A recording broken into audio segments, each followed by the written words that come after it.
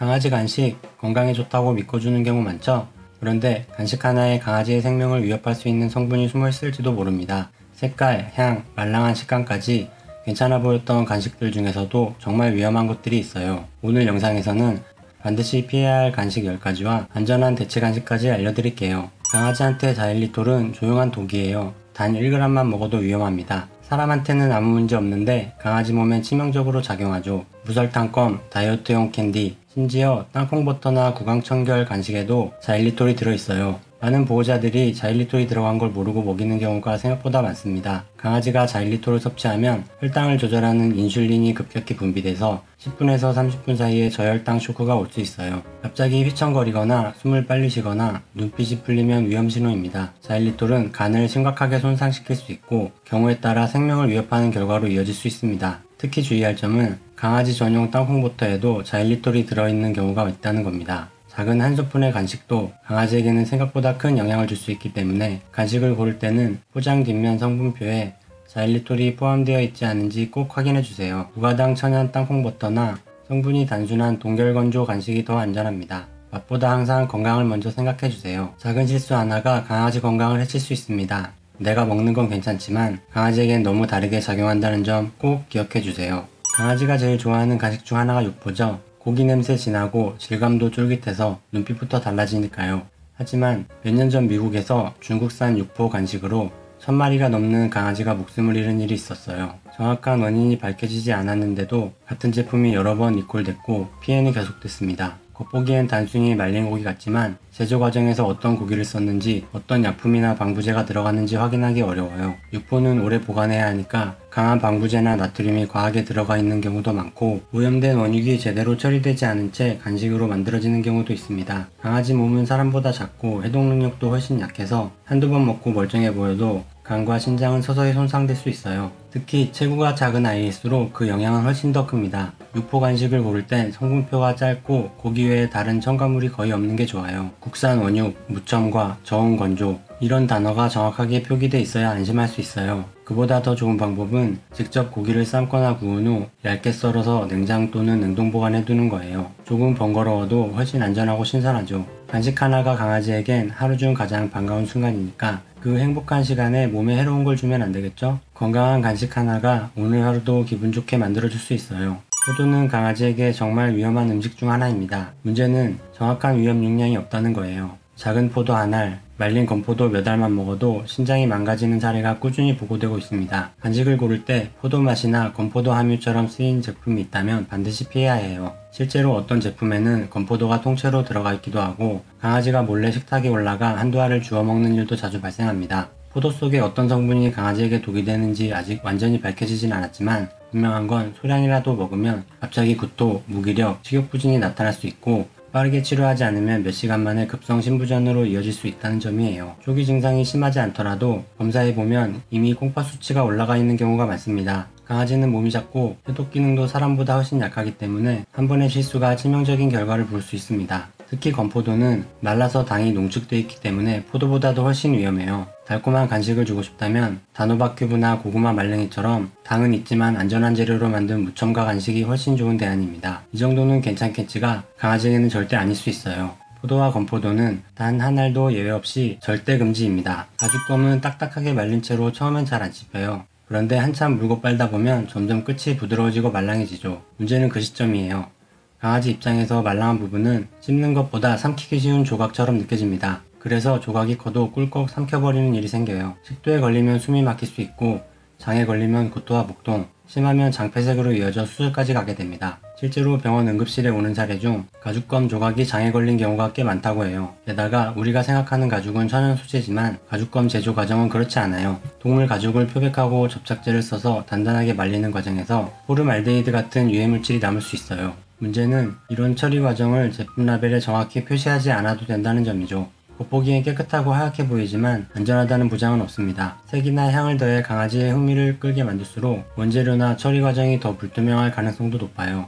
가죽껌을 주고 난 뒤 아이가 갑자기 숨을 헐떡인다거나 식욕이 없고 배가 단단하게 부풀어 있다면 즉시 병원으로 가야 합니다. 초기엔 멀쩡해 보여도 며칠 안에 장 안에서 염증이나 괴사가 생길 수 있어요. 오래 씹을 수 있는 간식이 필요하다면 무첨가 천연껌이나 냉동 당근, 단단한 고구마 슬라이스처럼 안전한 대체 간식이 더 나은 선택이에요. 단단하되 소화는 잘 되고 삼켜도 위험하지 않아야 진짜 좋은 간식입니다. 강아지 입에 오래 머무는 간식일수록 더 안전하고 투명한 제품을 선택해주세요. 강아지가 가장 좋아하는 냄새 중 하나는 바로 익힌 고기 냄새입니다. 특히 닭뼈나 갈비뼈처럼 뼈에 살이 붙어 있거나 양념이 배어 있으면 강아지 입장에선 완전히 매력적인 먹잇감이에요. 하지만 뼈는 익히면 성질이 완전히 달라집니다. 단단해지면서 쉽게 부서지고 그 조각이 날카롭게 깨지죠. 이 조각들이 식도나 장을 찌르거나 베어버릴 수 있는데 마치 조그만 칼날이 몸 안을 지나가는 것과 같아요. 특히 닭이나 오리처럼 작고 가느다란 뼈는 부서질수록 얇고 길게 깨집니다. 삼키는 순간은 아무렇지 않아 보여도 나중에 식도나 위를 찌르거나 장에 걸려 천공을 만들 수 있어요. 배가 단단해지거나 침을 많이 흘리거나 식후 토하는 증상이 반복되면 이미 내부의 손상이 진행 중일 수 있습니다. 뼈를 씹는 걸 좋아하는 강아지 습성 자체는 당연한 본능이지만 사람이 조리한 뼈, 특히 불에 익힌 뼈는 그 본능을 따라가다 오히려 건강을 해치는 함정이 될 수 있어요. 날것 상태의 뼈는 적절히 관리하면 상대적으로 안전하지만 익힌 뼈는 절대적으로 금지해야 할 위험 요소입니다. 익힘으로 인해 수분이 빠져 단단해지고 깨지기 쉬운 구조가 되기 때문이죠. 씹는 재미를 주고 싶다면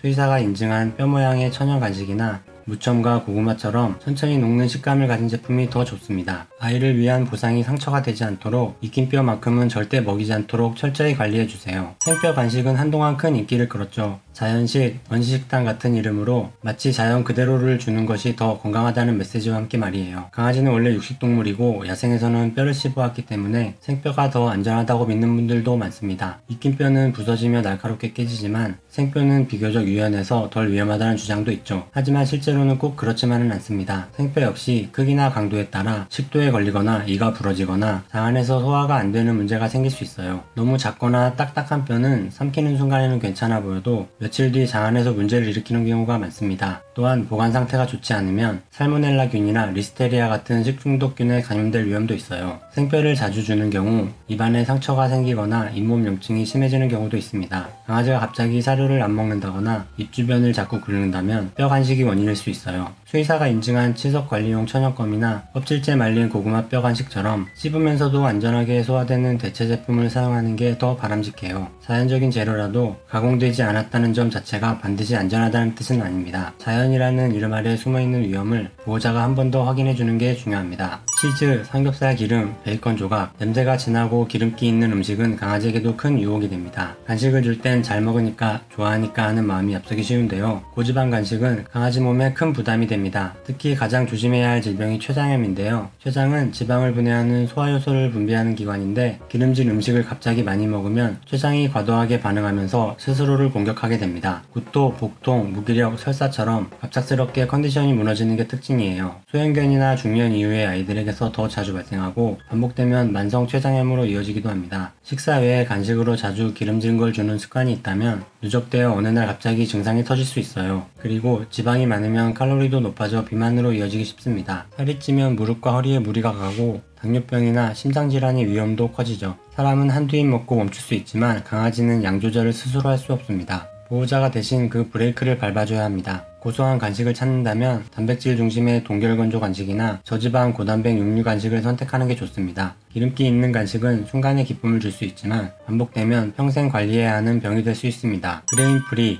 곡물이 들어있지 않은 간식은 건강한 이미지로 오해받기 쉬워요. 사실 처음엔 곡물 알레르기가 있는 일부 강아지들을 위한 선택지였죠. 하지만 지금은 곡물이 없으니까 무조건 좋다는 생각으로 일반 아이들에게도 광범위하게 쓰이고 있습니다. 문제는 2018년부터 미국 FDA가 그레인프리 식단과 강아지의 확장성 심근병증 DCM이라는 심장병 사이의 연관성을 조사하기 시작했다는 겁니다. DCM은 심장 근육이 얇아지면서 심장이 제대로 수축하지 못하는 질병인데요. 이게 그레인프리 식단을 오래 먹은 강아지들에게서 잇따라 보고되기 시작한 겁니다.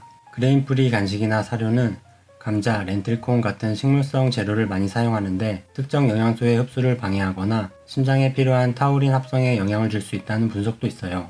물론 모든 그레인프리 제품이 나쁜 건 아니지만 곡물 알레르기가 없는 강아지라면 굳이 피할 이유가 없습니다. 곡물도 에너지원이 될 수 있고 고품질 곡물은 오히려 소화에 도움을 줄 수도 있어요. 간식 성분표에 곡물 없음이라고 쓰여 있어도 그게 무조건 건강한 선택은 아니라는 점 꼭 기억해 주세요. 심장에 좋은 간식을 고르고 싶다면 타우린이 풍부한 닭심장, 소간 같은 천연 육류 간식이나 오메가3가 들어간 생선 간식이 훨씬 더 도움이 됩니다. 건강한 선택은 유행이 아니라 아이의 체질과 과학적인 정보에서 출발해야 합니다. 강아지 간식 코너에 가보면 정말 알록달록한 간식들이 많죠? 빨간색, 노란색, 심지어 초록색까지 보기엔 먹음직스러워 보이지만 강아지는 사실 색을 거의 구별하지 못해요. 그런 색은 우리 눈을 위한 거지 강아지를 위한 게 아니에요. 이런 색을 내는 건 대부분 합성색소입니다. 성분표를 보면 레드 40, 옐로우 5, 블루 2 같은 이름이 적혀 있어요. 이 색소들은 일부 강아지에게 알레르기 반응이나 소화장애, 흥분 같은 행동 변화를 일으킬 수 있습니다. 피부가 약한 아이들은 색소가 들어간 간식을 먹고 나서 피부를 긁거나 눈가에 염증이 생기는 경우도 있어요. 단맛을 내기 위해 자일리톨, 소르비톨, 글리세린 같은 감미료가 들어가 있는 경우도 많습니다. 자일리톨은 극소량만 먹어도 간 기능에 치명적인 손상을 줄 수 있고, 소르비톨은 장에서 발효되어 가스를 만들거나 설사를 유발할 수 있어요. 글리세린은 수분을 오래 유지해주는 성분인데 과다하게 섭취하면 장내 수분 균형이 무너져 배변 문제가 생기기도 합니다. 이런 간식을 먹은 뒤 아이가 갑자기 배를 자주 핥거나 평소보다 변 냄새가 심해졌다면 간식 성분표를 다시 확인해보는 게 좋아요. 색소와 감미료는 보기 좋게 오래 보관하기 위해 넣은 경우가 많거든요. 강아지를 위한 간식보단 사람 눈을 위한 간식일 가능성이 높습니다. 간식을 고를 땐 무색소, 무감미료 표시가 있는 제품을 찾고 간식색이 유난히 선명하다면 피하는 게 좋아요. 강아지에게 정말 필요한 건 화려한 색도 단맛도 아니라 편안하고 건강하게 함께하는 시간이니까요.